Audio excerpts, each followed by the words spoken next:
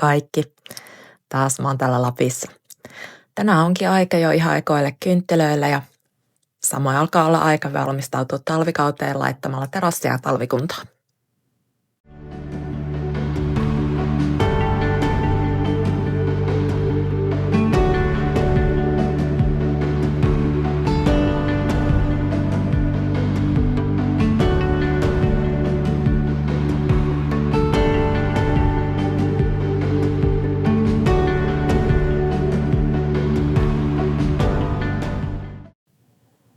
Tänään mä lähdin heti aamupalan jälkeen jo ulos ja kävin hakemaan lisää puita heti ensin. Niitä menee aika paljon, kun sauna lämpiää puilla ja takka-seasonikin kohta alkaa.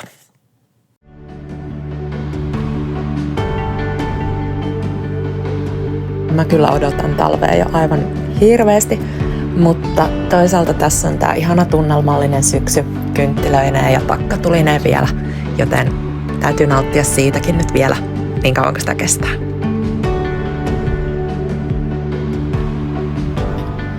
Tänään mä ajattelin tehdä pikkuterassin siivouksen. Huomasinpa tuossa, että se on aivan järkyttävän täynnä siitepölyä ja kaikkea muutakin pölyä ja vaikka mitä.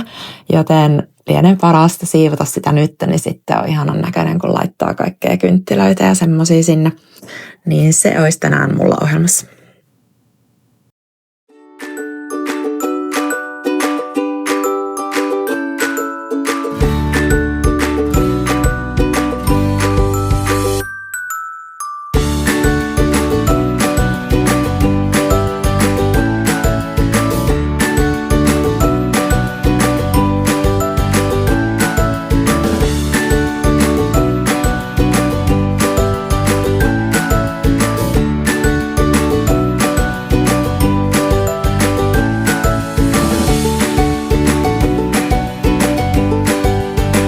Mä pesin nämä tuolit kyllä kesällä ainakin yhden kerran, mutta männyn siitepöly on semmonen, että se kyllä tuntuu ja näkyy, vaikka sitä ei kovin paljon olisikaan, niin se on niin peittävää kyllä, että huhhuh.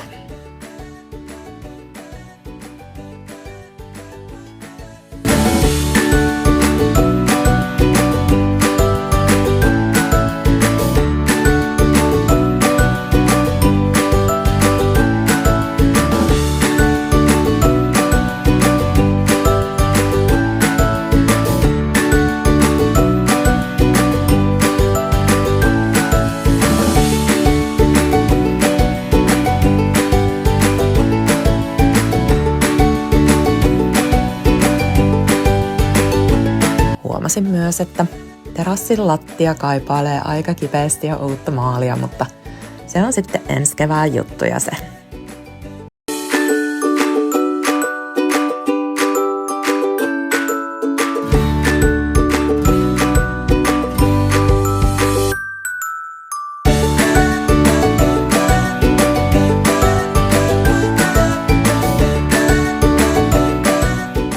Aivan järkyttävä homma. Tommosen pesu tuolla ämpäri- ja harjan menetelmällä, mutta hei, tulipa tehtyä. Koska mä olin niin reipas, että mä pesin terassin, niin mä ajattelin, että no vielä sitä ehkä yhdet kahvit tässä pystyy pihalla ottaa, vaikka onkin kieltämättä jo aika viileitä. Ja hyvin pystykin. Oli ihanaa.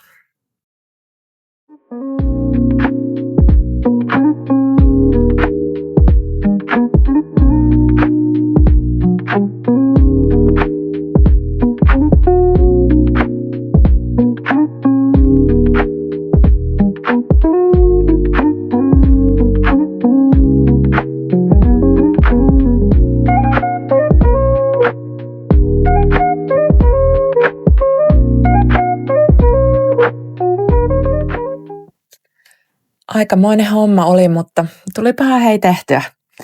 Nyt mä sitten tulinkin jo tänne sisälle ja ajattelin ruveta laittaa vähän illallista. Sen jälkeen ajattelin istua tuossa tuolissa koko loppuillan ja neuloa. Mulla on työn alla nyt sellainen kaulahuivi. Mä näytän sitä, kunhan se on vähän valmiimmassa kunnossa, mutta kiitos sulle, kun tulit mukaan tänään ja nähdään sitten taas seuraavan kerran. Moikka!